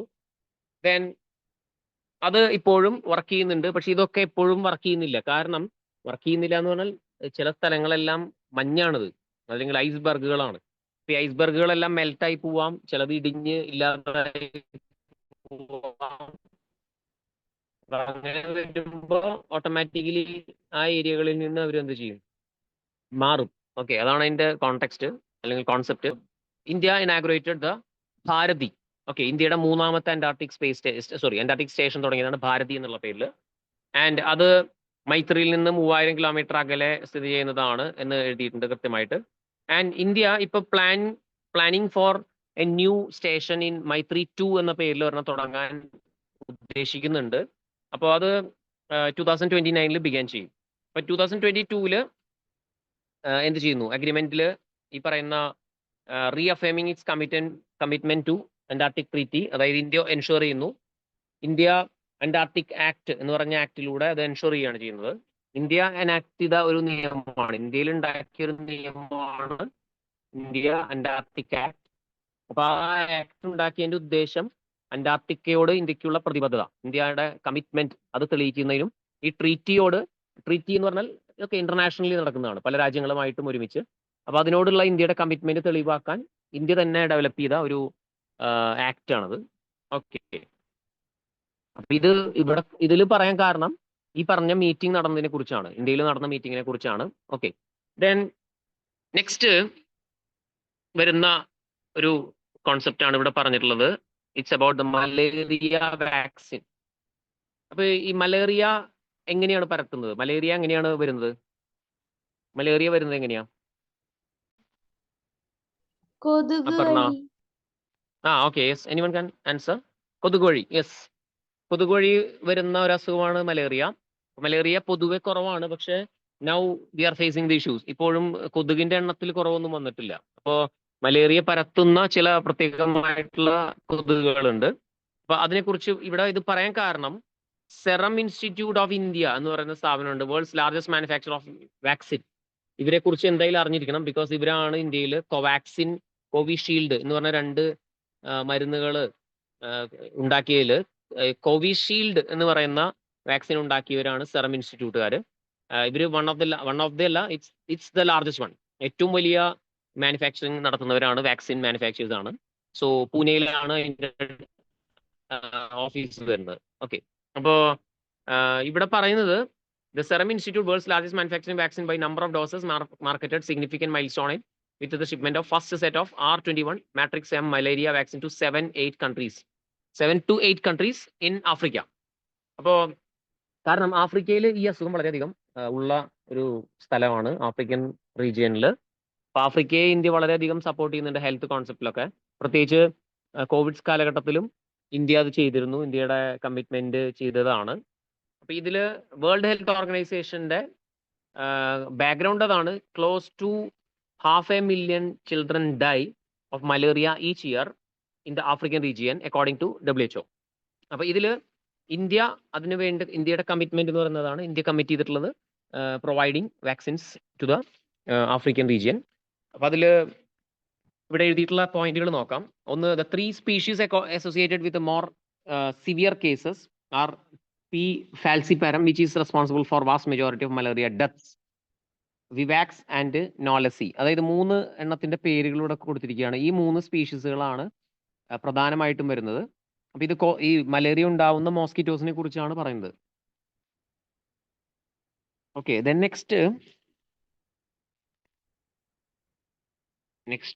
നെക്സ്റ്റ് പേജിലും ഇതിനെക്കുറിച്ചുള്ള ഡീറ്റെയിൽസ് ആണ് കൊടുത്തിട്ടുള്ളത്. അപ്പോൾ ഇവിടെ ഈ വാക്സിന്റെ പ്രത്യേകത, ഇപ്പോൾ സെറം ഇൻസ്റ്റിറ്റ്യൂട്ട് ഉണ്ടാക്കിയ വാക്സിന്റെ പ്രത്യേകത എന്താണെന്ന് എഴുതിയിരിക്കുന്നു. അതായത് ഓക്കെ, നോർമലി ഈ സെറം ഇൻസ്റ്റിറ്റ്യൂട്ട് ഉണ്ടാക്കുന്ന വാക്സിൻ അല്ലെങ്കിൽ ഇന്ത്യയിലുള്ള വാക്സിന്റെ പ്രത്യേകത എന്താണെന്ന് ചോദിച്ചാൽ it's mostly Indian vaccines are low cost, അല്ലെങ്കിൽ എക്സ്പെൻസീവ് അല്ല, വളരെയധികം അഫോർഡബിൾ ആയിട്ടുള്ളതും റീസണബിളും ആയിട്ടുള്ള വിലയിലാണ് ഇന്ത്യയിലെ മരുന്നുകളെല്ലാം. മാത്രമല്ല ഇന്ത്യ വളരെയധികം ഇത്തരം മരുന്നുകൾ ഉണ്ടാക്കുന്നത് കൊണ്ട് ലോകത്തിന് ഗുണമാണ്. അതർവൈസ് ഇപ്പൊ അമേരിക്ക പോലുള്ള രാജ്യങ്ങളോ അല്ലെങ്കിൽ റിച്ച് കൺട്രീസ് ആണ് ഉണ്ടാക്കുന്നതെങ്കിൽ അവർ തോന്നിയ വിലയാണ് ഇടുക. മാത്രമല്ല അവരുടെ വിലയ്ക്ക് നമ്മൾ വാങ്ങേണ്ടി വരും. അപ്പൊ അത് കോവിഡ് കാലഘട്ടത്തിൽ വളരെയധികം ബാധിച്ചതുമാണ്. അപ്പൊ ഇന്ത്യ പോലുള്ള രാജ്യങ്ങൾ ഉണ്ടാക്കുന്നത് ആഫ്രിക്കൻ കൺട്രീസിന് പ്രത്യേകിച്ച് especially they are seeing as it's എന്താണ് മിറാക്കിളാണ്. പല കേസുകളിലും ഇന്ത്യ നടത്തുന്ന കാര്യങ്ങൾ പലപ്പോഴും മിറാക്കിളായി മാറുന്നുണ്ട്. അപ്പൊ അത് ഇന്ത്യ സപ്പോർട്ട് ചെയ്യുന്നുണ്ട്. ഇന്ത്യക്ക് എന്താണ് ആഫ്രിക്കൻ റീജിയനിൽ ഇന്ത്യ കാണുന്നത് ഒരു ഇൻവെസ്റ്റ്മെന്റ് കൂടിയാണ്. എല്ലാ രാജ്യങ്ങളും, അതായത് ഇപ്പൊ ചൈന ഉൾപ്പെടെയുള്ള രാജ്യങ്ങൾ ചെയ്യുന്നതും ആഫ്രിക്കയിൽ ഇത് തന്നെയാണ്. എക്സ്പ്ലോയിറ്റേഷനും ഉണ്ട് അവിടെ. അതായത് പൂർണ്ണമായിട്ടും സഹായം എന്നുള്ള വാക്ക് ഉപയോഗിക്കുന്നുണ്ടെങ്കിൽ പോലും there are number of strategic missions, അല്ലെങ്കിൽ എന്തുണ്ടാവും അവിടെ നമ്മളുടേതായ സ്വാധീനം ചെലുത്തുക എന്നുള്ള ഒരു ജിയോ പൊളിറ്റിക്കൽ മെഷർമെന്റും അതിന്റെ പിന്നിൽ ഉണ്ടാവാം. പ്രത്യേകിച്ച് ചൈന അത്തരം സംഭവങ്ങൾ ചെയ്യുന്നുണ്ട്. ഓക്കെ, അപ്പൊ നെക്സ്റ്റ് നമുക്കൊരു PDF കോൺസെപ്റ്റ് കൂടി ഒന്ന് നോക്കാനുണ്ട്. അത് ഇൻ ദ സെൻസ് സിമ്പിൾ സെൻസിലുള്ളതാണ്. അതിൽ ഫസ്റ്റ് വരുന്നതാണ് പ്രൊജക്ട്. ഒരു പ്രൊജക്ടിനെ കുറിച്ച് പറയുന്നു. പ്രൊജക്ട് ഉദ്ഭവ്. സോ ഉദ്ഭവ് എന്നുള്ള വാക്കിൽ നിന്ന് തന്നെ അറിയാം സ്റ്റാർട്ടിങ് എന്നുള്ള കോൺസെപ്റ്റ് ആണ്. ഇവിടെ ഇത് ഉദ്ദേശിക്കുന്നത് this project aims to enrich the nation's outlook in the defense domain by integrating India's ancient strategic acumen in contemporary military practice, making the force future ready. So ഇത് അടുത്ത കാലത്ത് ഇന്ത്യൻ മിലിറ്ററി ആസൂത്രണം ചെയ്ത് plan ചെയ്തതാണ്. അതായത് ആസൂത്രണം ചെയ്യാന്നില്ല, actually അത് ഇതുവരെ നമ്മൾ ട്രെയിനിങ് സെഷനുകളിൽ പലരുടെയും പുറത്തുനിന്നുള്ള ട്രെയിനിങ് സെഷൻസ് ആണ് എടുക്കുക മിക്കവാറും, ആർമി ആയാലും നേവി ആയാലും എയർഫോഴ്സ് ആയാലും. അപ്പോൾ അതിൽ നമ്മൾ എന്ത് മാത്രം ഉപയോഗിക്കുന്നുള്ളൂ. ടാക്ടിക്സ് എന്ന് പറഞ്ഞാൽ വെപ്പൺ ടാക്ടിക്സ് ഉണ്ടാവാം, ഹാൻഡ് മെയ്ഡ് ടാക്ടിക്സ് ഉണ്ടാവും, പല രീതിയിലുണ്ട്. എന്നാൽ ഇതിൽ ഉദ്ദേശിക്കുന്നത് ഇന്ത്യയിലെ പരമ്പരാഗതമായ, ഇന്ത്യയിൽ തന്നെ കാലങ്ങളായിട്ട് യൂസ് ചെയ്യുന്ന അല്ലെങ്കിൽ ഉപയോഗിക്കുന്നതോ കേട്ടിട്ടുള്ളതോ കണ്ടിട്ടുള്ളതോ ആയിട്ടുള്ള കുറേ മാർഷൽ ആർട്സുകളുണ്ട്. അതുപോലെ തന്നെ ഹെൽത്ത് റിലേറ്റഡ് ആയിട്ട് അല്ലെങ്കിൽ ഫിസിക് റിലേറ്റഡ് ആയിട്ടുള്ള ആക്ഷൻസ് ഉണ്ട്, കുറേ ഉണ്ടാവാം. അപ്പോൾ അത്തരത്തിലുള്ള പല, ഇപ്പോൾ ഉദാഹരണത്തിന് കളരിപ്പയറ്റ് പോലെയുള്ള മാർഷൽ ആർട്ടുകളുണ്ട് കുറേ എണ്ണം. ദെൻ മെന്റൽ ആക്ടിവിറ്റികൾ നടത്തുന്നുണ്ട്. അപ്പോൾ ഇതെല്ലാം കോർഡിനേറ്റ് ചെയ്തുകൊണ്ട് ഇന്ത്യൻ ആർമിക്ക് ട്രെയിനിങ് കൊടുക്കുക എന്നുള്ളതാണ്, ഇന്ത്യയുടെ ഡിഫൻസ് സെക്ടറിന് ട്രെയിനിങ് കൊടുക്കുക എന്നുള്ളതാണ്. അപ്പോൾ ഇന്ത്യൻ മാർഷൽ ആർട്ടുകളെയും ഇന്ത്യൻ വെപ്പൺ സിസ്റ്റത്തിനെയും എല്ലാത്തിനെയും യൂസ് ചെയ്യുക എന്നുള്ളതാണ് അതിൻ്റെ കോൺസെപ്റ്റ്. അപ്പോൾ ഇവിടെ പറഞ്ഞിട്ടുണ്ട് the objective of the project is to synthesize the ancient wisdom with the contemporary military practices, forging a unique and holistic approach to address the modern security challenges. അപ്പോൾ നമ്മൾ മോഡേൺ സെക്യൂരിറ്റി ഇഷ്യൂസ് ഒരുപാടുണ്ട്. അപ്പോൾ നമ്മൾ മിക്കവാറും എല്ലാ കാര്യങ്ങളും പഠിച്ചിട്ടുണ്ടാവും ഇത് opposite പാർട്ടികളും. അപ്പോൾ അത് ഇന്ത്യൻ സിസ്റ്റത്തിലുള്ള പഴയ മിലിറ്ററി എക്സസൈസുകൾ എന്ത് ചെയ്യുക, എടുത്തു കൊണ്ടുവരിക എന്നുള്ളതാണ്. അപ്പോൾ ഇതിൻ്റെ ഭാഗമായിട്ട് ഇപ്പോൾ ഉദാഹരണത്തിന് ചില എക്സാമ്പിളുകളായിട്ട് ഇവിടെ കൊടുത്തിരിക്കുന്നു. Similarly the wisdom of Thirukkural, the classical Tamil text authorised by Thiruvalluvar. അപ്പോൾ ഇത്തരത്തിലുള്ള കോൺസെപ്റ്റുകളിലും ബുക്കുകളിലും പറയുന്ന വാർഫെയർ ടെക്നിക്കുകളെയും കാര്യങ്ങളെയും കുറിച്ച് എന്ത് ചെയ്യുക, യൂസ് ചെയ്യുക എന്നാണ് ഇതിൻ്റെ പ്രൊജക്ടിൻ്റെ ഉദ്ദേശം. ഇത് സാധാരണക്കാരെ ഉദ്ദേശിച്ചിട്ടല്ല, it's for defence sector. Okay, then next വരുന്നതാണ് കോമ്പറ്റീഷൻ കമ്മീഷൻ ഓഫ് ഇന്ത്യ. ഇത് മുൻപ് നമ്മളൊരു തവണ ഒരു സെഷനിൽ പറഞ്ഞിട്ടുള്ളതുമാണ്. MRTP പോലെ വേറൊരു നിയമം പോലെ നമ്മൾ പറഞ്ഞു, WTO പറയുണ്ടായി, world trade organisation.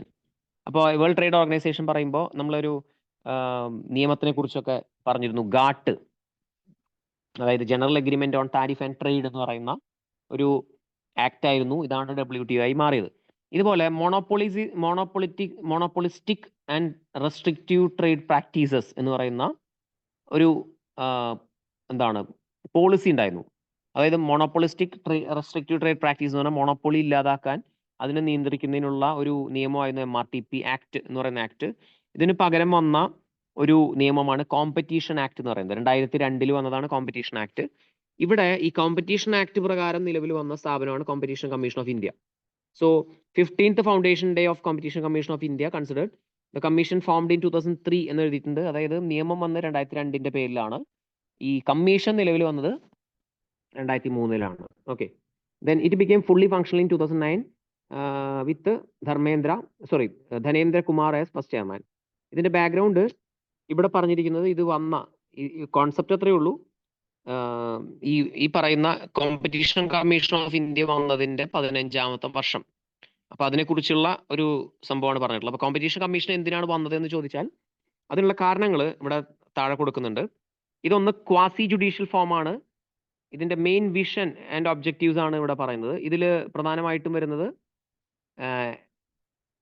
ഫങ്ഷൻസിൽ anti trust regulations and combination, competition economics, advocacy, international cooperation, anti profiteering. So ഇത് നല്ല രീതിയിലുള്ള ഒരു ബിസിനസ് ആക്ടിവിറ്റി നടത്താൻ ഉദ്ദേശിച്ചുകൊണ്ടുള്ള, നല്ല രീതിയിലുള്ള കോമ്പറ്റീഷൻ ജനറേറ്റ് ചെയ്യാൻ ഉദ്ദേശിച്ചുകൊണ്ടുള്ള ഒരു സംവിധാനമാണ് ഫെയർ കോമ്പറ്റീഷൻ എന്ന് പറയാം. അതായത് 2 കമ്പനികൾ ഉണ്ടെങ്കിൽ അല്ലെങ്കിൽ മൾട്ടിപ്പിൾ കമ്പനികൾ ഉണ്ടെങ്കിൽ ഇവർ തമ്മിലുള്ള അനിയന്ത്രിതമായ, അതായത് ഒരു കൺട്രോളും ഇല്ലാത്ത പ്രൈസിങ്, കൺട്രോൾ ഇല്ലാത്ത ആക്ടിവിറ്റികൾ ഇങ്ങനെയൊക്കെ നടന്നു കഴിഞ്ഞാൽ ബുദ്ധിമുട്ടാണ്. അപ്പോൾ അതുകൊണ്ട് ഇന്ത്യയിലെ എല്ലാ കമ്പനികളുടെയും എല്ലാ പ്രവർത്തനങ്ങളെയും കൺട്രോൾ ചെയ്യുന്നതിനും കോമ്പറ്റീഷൻ ഒരു ഫെയർ ആയിരിക്കുക എന്നുള്ള കോൺസെപ്റ്റിൽ വന്നിട്ടുള്ളതാണ് കോമ്പറ്റീഷൻ കമ്മീഷൻ ഓഫ് ഇന്ത്യ. അപ്പൊ ഇത് ഈ പറഞ്ഞ കോമ്പറ്റീഷൻ ആക്ടിന്റെ കീഴിലാണ് വന്നിട്ടുള്ളത്. ഓക്കെ, സോ അതാണ് ഇവിടെ പറഞ്ഞിട്ടുള്ള പോയിന്റ്. നെക്സ്റ്റ് വരുന്ന ഒരു സംഭവമാണ് അറബ് ലീഗ്. അപ്പൊ ഈ അറബ് ലീഗ് അറേബ്യൻ രാജ്യങ്ങളാണുള്ളത്. ഇത് വരാൻ കാരണം ഇപ്പൊ അടുത്ത കാലത്ത്, അതാണ് ബാക്ക്ഗ്രൗണ്ട് നോക്കാം. Arab League regional organisation of Arab states in the Middle East and parts of Africa formed in Cairo. അതാണ്. അപ്പോൾ ഇവിടെ ഇത് വരാൻ കാരണം Arab League welcomed a decision made by Norway, Ireland and Spain to recognise the Palestine state. അപ്പോൾ അതായത് യൂറോപ്പിലെ തന്നെ ഏറ്റവും മുകളിൽ കിടക്കുന്ന രാജ്യങ്ങളാണ് സ്കാൻഡിനേവിയൻ കൺട്രീസ് എന്ന് വിളിക്കുന്ന രാജ്യങ്ങളാണ്. എല്ലാതും അല്ല, അതിലൊരെണ്ണം മാത്രമേ ഉള്ളൂ, നോർവേ ഉള്ളൂ. അയർലൻഡ് അതിൽ വരില്ല, സ്പെയിനും വരില്ല. So Ireland, Spain and Norway, അവർ 3 പേരും, ഈ 3 രാജ്യങ്ങളും പലസ്തീൻ എന്ന് പറയുന്ന സ്റ്റേറ്റിനെ എന്ത് ചെയ്തു? റെക്കഗ്നൈസ് ചെയ്തു, അംഗീകരിച്ചു. അപ്പൊ അതിനെ അറബ് ലീഗ് സ്വാഗതം ചെയ്തു എന്നുള്ളതാണ് ഈ ന്യൂസ്. അപ്പൊ അറബ് ലീഗ് വന്നത് മിഡിൽ ഈസ്റ്റിലെ കുറെ രാജ്യങ്ങളും ആഫ്രിക്കൻ റീജിയനിലെ കുറെ രാജ്യങ്ങളും ചേർന്നാണ് ഈജിപ്തിന്റെ ക്യാപിറ്റലായ കെയ്റോയിൽ വെച്ച് നടന്ന മീറ്റിങ്ങിലൂടെയാണ് ഇത് ഫോം ചെയ്യുന്നത് 1945. അപ്പോൾ അറബ് ലീഗിനെ കുറിച്ചാണ് പിന്നെ എഴുതിയിട്ടുള്ളത്. ഇതിൽ ഏതൊക്കെ രാജ്യങ്ങൾ വരും? Arab league is A formally league of Arab States ആണ്. അതുപോലെ തന്നെ it was formed in Cairo. അതിന്റെ ഡീറ്റെയിൽസ് തന്നെ വീണ്ടും കൊടുത്തിരിക്കുകയാണ്. ഓക്കെ, അപ്പോൾ നെക്സ്റ്റ് വരുന്നതും അതേ ഡീറ്റെയിൽസ് തന്നെയാണ് കൊടുക്കുന്നത് ഇവിടെയും. ദെൻ ഇവിടെ എഴുതിയിട്ടുണ്ട് current the league has 22 members. അപ്പൊ ഇത്തരം പോയിന്റുകൾ അറിഞ്ഞിരിക്കണം തീർച്ചയായിട്ടും. അറബ് ലീഗിൽ 22 അംഗരാജ്യങ്ങളാണുള്ളത്. അറബ് ലീഗ് ഫോം ചെയ്തത് കെയ്റോയിലാണ് 1945. ഇത്ര അറിഞ്ഞിരിക്കുക. ഇപ്പൊ അടുത്ത കാലത്ത് അറബ് ലീഗ് അപ്രീസിയേറ്റ് ചെയ്ത 3 രാജ്യങ്ങൾ നോർവേ, അയർലൻഡ് ആൻഡ് സ്പെയിൻ. ഇവര് പലസ്തീൻ എന്ന് പറയുന്ന സ്റ്റേറ്റിനെ അംഗീകരിച്ച രാജ്യങ്ങളാണ്. ഓക്കെ, ദെൻ ഓക്കെ, പിന്നെ ഇതിൽ വരുന്നത് ഈ പറഞ്ഞ കോണ്ടെക്സ്റ്റിലുള്ള കാര്യങ്ങൾ തന്നെയാണ്. Then next patient safety charter എന്ന് പറയുന്ന ഒരു സംഭവമാണ്. ഇത് കണ്ടാൽ അറിയാം. ഈ ചാർട്ടർ എന്ന് പറഞ്ഞാൽ ഉദ്ദേശിക്കുന്നത് തന്നെ ഇന്റർനാഷണൽ ഓർഗനൈസേഷൻസ് നടത്തുന്ന ചില ട്രീറ്റികൾ ഉണ്ടാവും. ട്രീറ്റി എന്ന് പറഞ്ഞാൽ ഒപ്പിടലാണ്, പല രാജ്യങ്ങളും തമ്മിൽ അംഗീകരിച്ച ഉടമ്പടി. അപ്പൊ അതിൽ ഒപ്പുവെച്ച് കഴിഞ്ഞാൽ പുറത്തു വരുന്ന നിയമാവലികളെ പറയുന്ന പേരാണ് ചാർട്ടർ.